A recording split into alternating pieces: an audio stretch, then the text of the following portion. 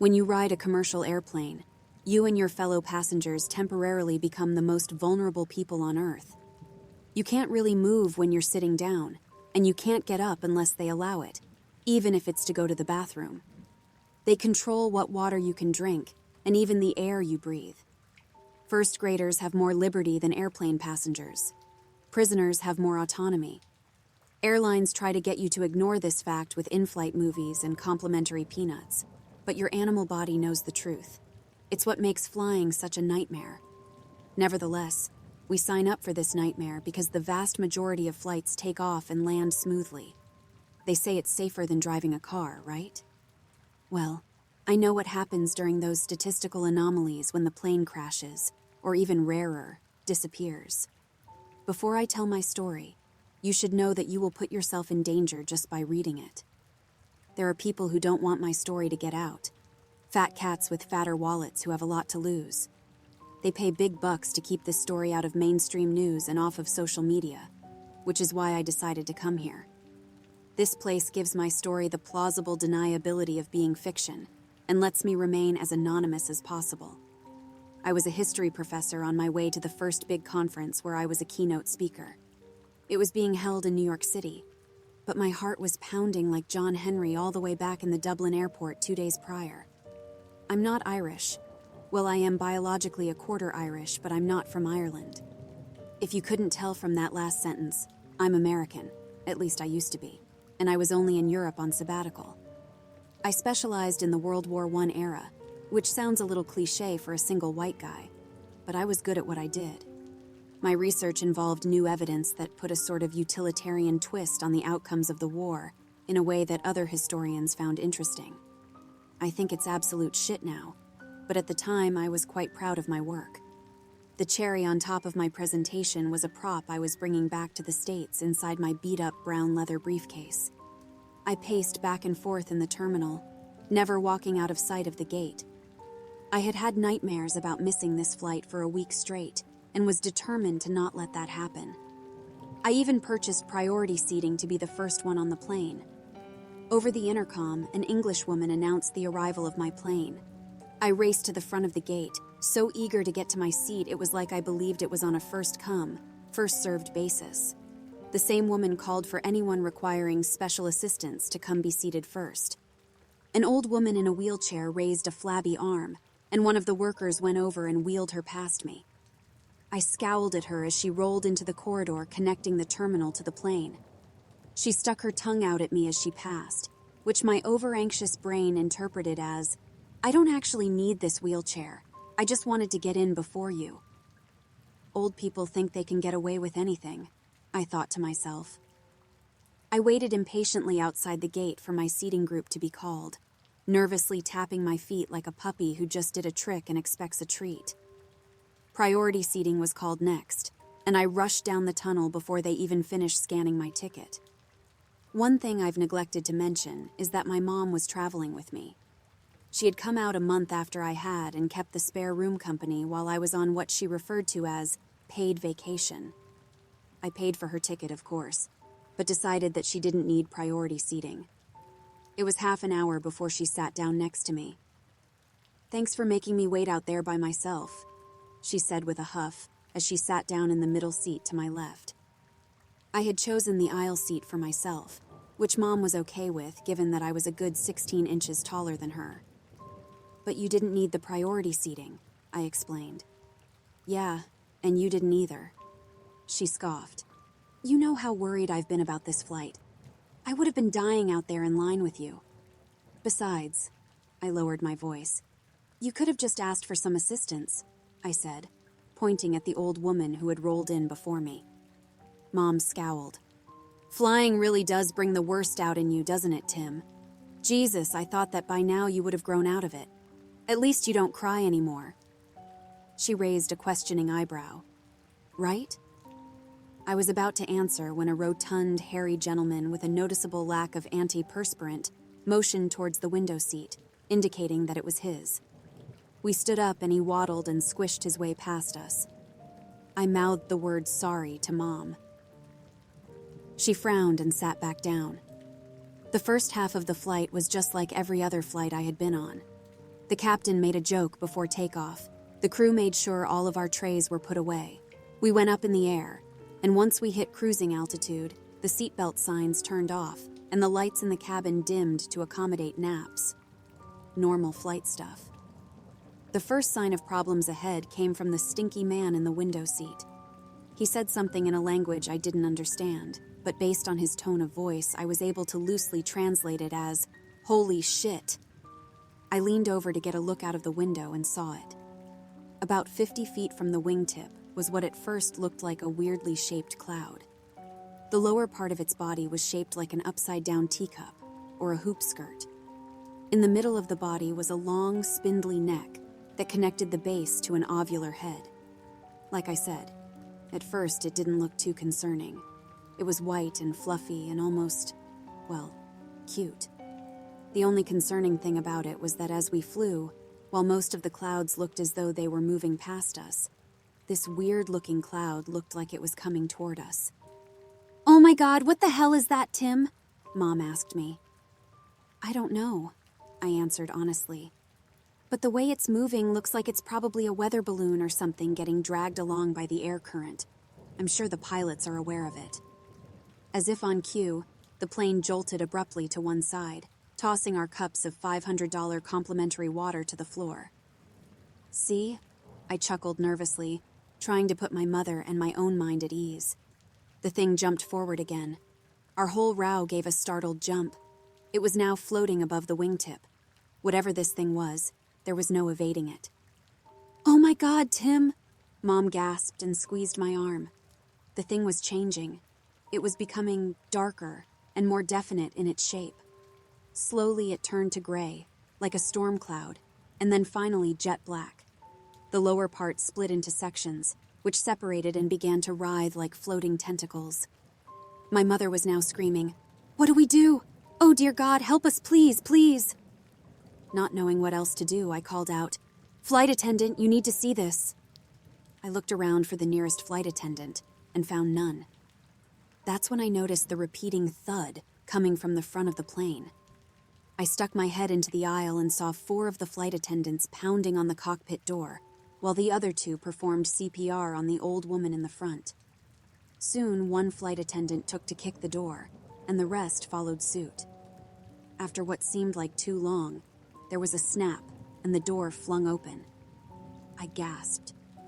There was another identical thing with its tentacles pressed against the glass. It had a mouth that was surrounded by a ring of razored teeth, with 2 other rings of teeth that opened and closed further down its throat. The mouth had broken through the windshield and moved as though it were sucking the air out of the plane. The bravest flight attendant rushed into the cockpit, making sure to keep a distance from the creature's pulsating mouth. I couldn't hear what she said over the growing commotion coming from my fellow passengers, but I didn't have to. I could see it for myself. 2 empty seats. The pilots were gone. I may have only been a history professor, with almost no knowledge of aviation, but I knew this was not good news. Somewhere, a woman shrieked. "What's going on up there?" Mom yelled more than asked.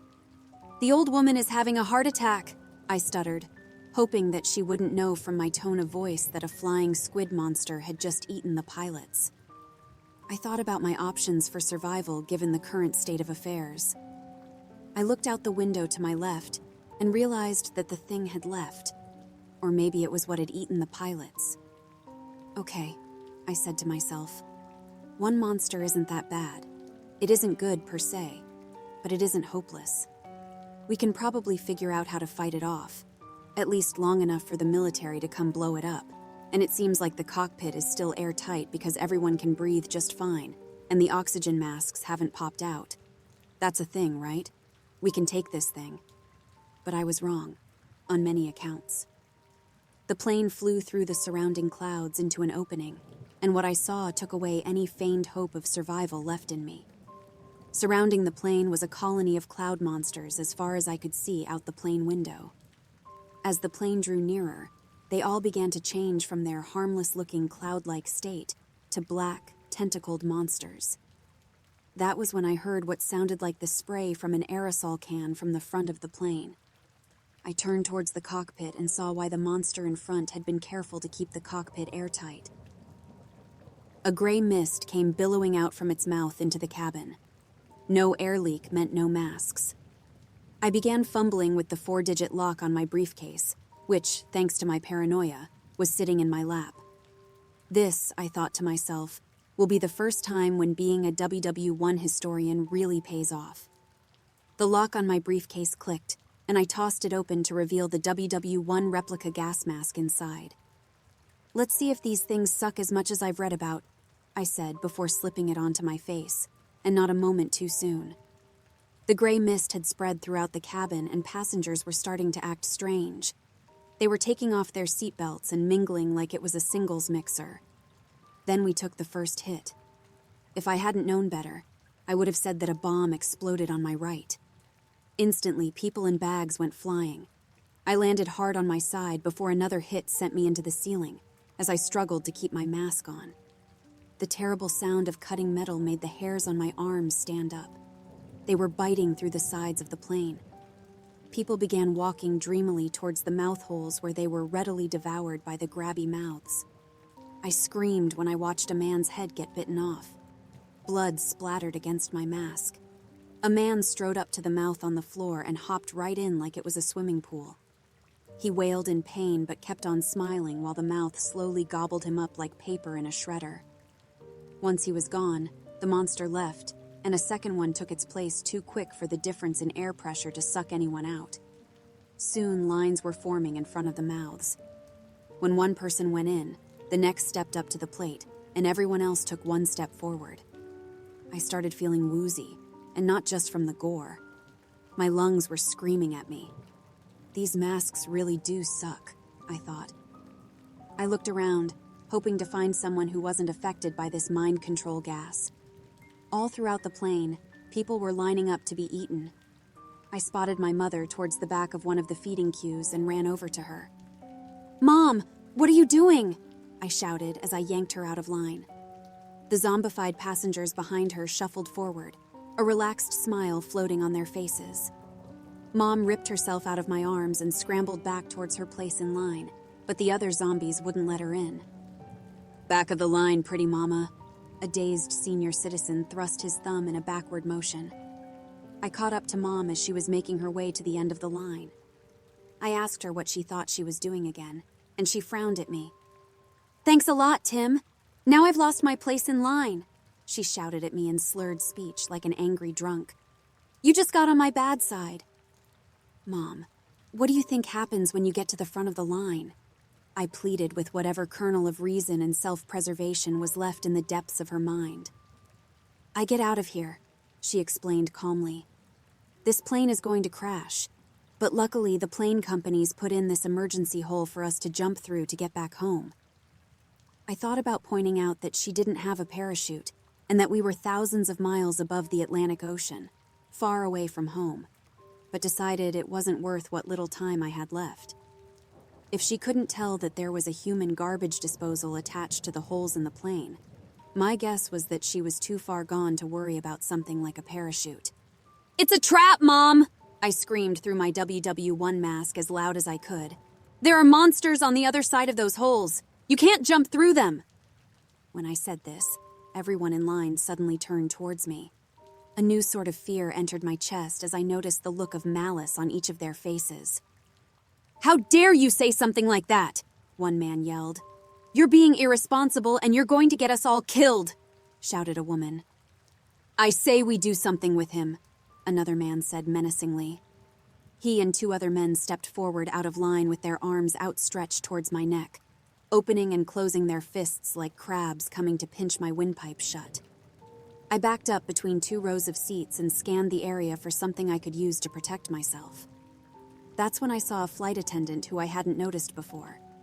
She looked calm, but not in a zombie way, and she wasn't in line to die. I hopped over a few rows of seats, easily evading my drugged pursuers who quickly gave up and got back in line, and ran in her direction. Before reaching her, I watched her lift an arm and whisper something into her sleeve. "Hi, have you been mind-controlled?" I asked. She jumped back a little when I asked this question, apparently unaware that I had been approaching her. She looked into my eyes, paused for a moment as though she were deciding what her answer should be, and then drooped her eyelids and grew a dopey smile like the rest of the passengers. My heart sank for a second when I believed her act, but then I noticed what looked like a normal backpack on her back. Up closer now, I could see what it was. She had a parachute. "Hey!" I yelled as hard as my oxygen-starved lungs could manage. "What the hell is going on here?" "I need to get in line," she said in a monotone voice. I gripped her by the shoulders. "I just saw you say something into your sleeve and you're wearing a parachute. I know you haven't been drugged like the others." I paused, the wheels turning in my head. "Wait, did you know this was going to happen?" She paused again, this time with a dash of fear in her eyes, like a kid caught with their hand in the cookie jar, desperately trying to think of a good excuse for their behavior. Or perhaps like a spy whose cover has been blown. Suddenly, she punched me in the diaphragm and knocked the wind out of me. I doubled over in pain, and she seized the opportunity to rip off my mask. Everything happened so fast that I barely registered it, but when I felt that mask start to peel off my skin, I drew in a quick breath. On my knees, I rushed her legs and toppled her onto the floor.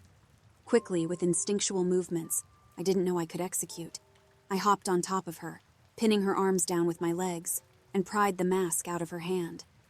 Dark spots floated in my vision. I desperately needed to take a breath.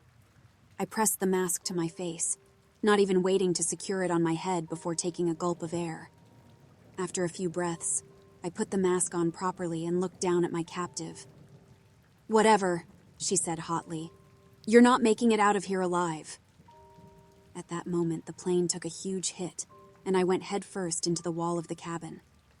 After that, I can only remember pieces of what happened, like PowerPoint slides or snapshots in a scrapbook depicting the final moments of our flight.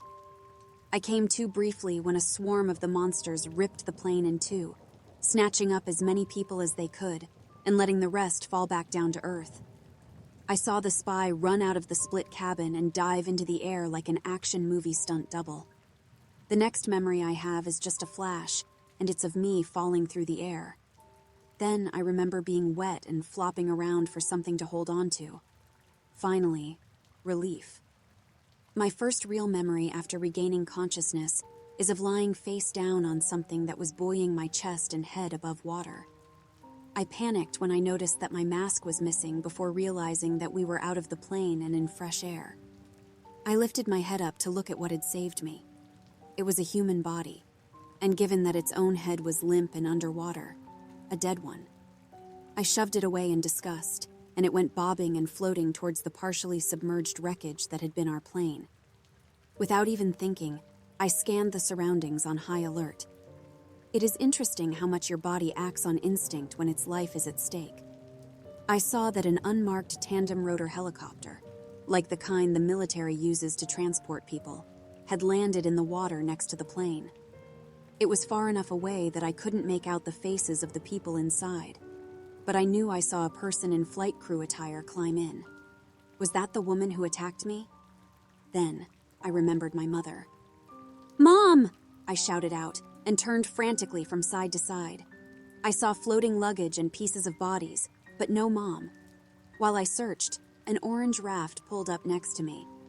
I turned, and a man in an orange life vest offered me his hand. "Have you guys found any older women alive?" I asked hopefully. He shook his head. "Unfortunately, we haven't found anyone still breathing except you. I know this is hard to hear, but, well, chances are you're one of maybe 2 or 3 who made it out alive." He let his words linger. I thought about my mom, and how she had wanted so desperately to hop inside that monster's mouth. It hurt to think about her being gone, but I knew that the rescuer was right. She probably hadn't even made it back down to Earth. "Are you hurt, son?" he asked. "I don't know," I answered, accepting his help into the boat. "I think I hit my head before we fell." His next question shocked me and instantly put me on the defensive. "Do you remember what happened on the plane?" he asked in an authoritative tone, almost like he was a police officer and I was a suspect. It could have just been a genuine question, or a way to check if I had suffered any brain damage, but I decided to play it safe. "No," I said, feigning confusion. Then I decided to test the waters, if you will. All I remember is getting in line for something. The man glanced at his partner, who was brandishing what looked like a pistol. He shook his head a little, and the man looked back at me.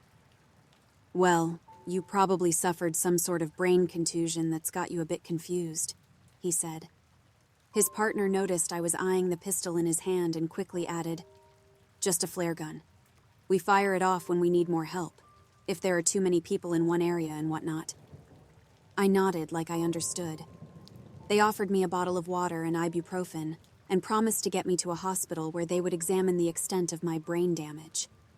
As we rode around looking for survivors, I felt something heavy in my breast pocket. It was my phone. I couldn't believe it.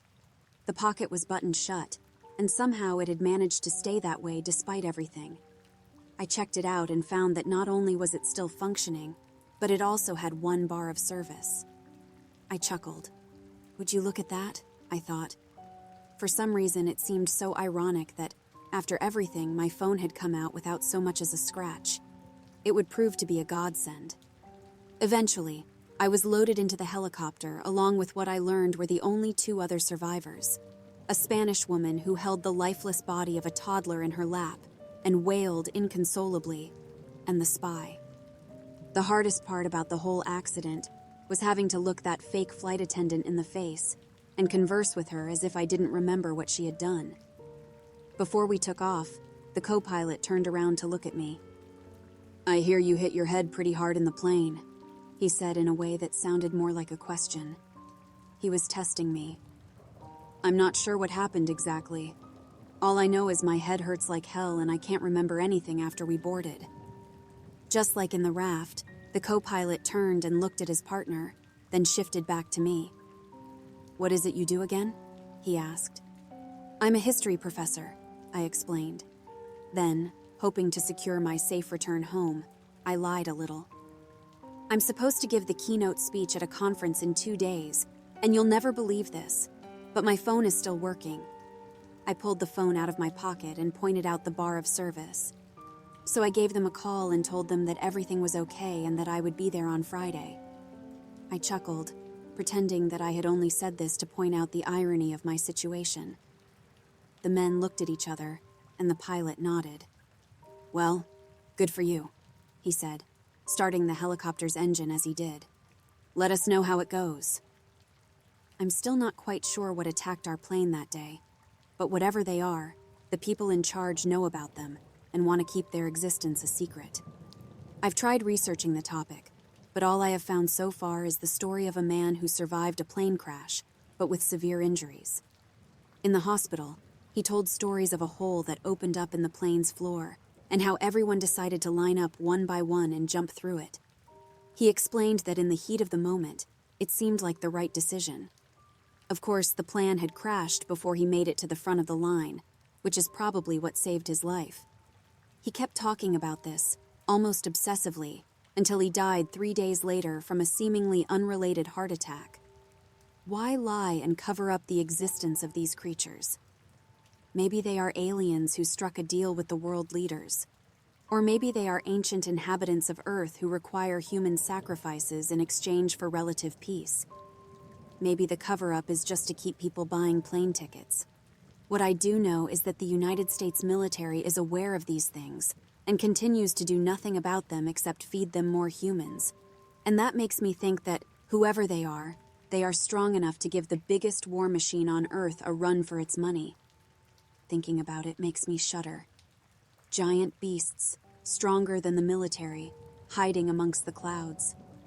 What happens when they decide to come down and pay us a visit? There is a reason why, even with military-grade technology and a million different safety checks, planes still go down and even go missing. People need to know that these things are out there, and that by flying they put themselves at their mercy. If they are unlucky enough to be attacked, there isn't anyone on Earth who can save them. Since coming back home, I have noticed people following me. Sometimes they are big men who trail me through the city in trench coats. Sometimes they are beautiful women who I keep running into and are suspiciously interested in me and my plane crash story. I'm leaving this here in the hopes that at least one of you takes me seriously and does something about it. Now, if you'll excuse me, I have to go. There was just a knock at my door, and I have a sinking feeling that I know who's there.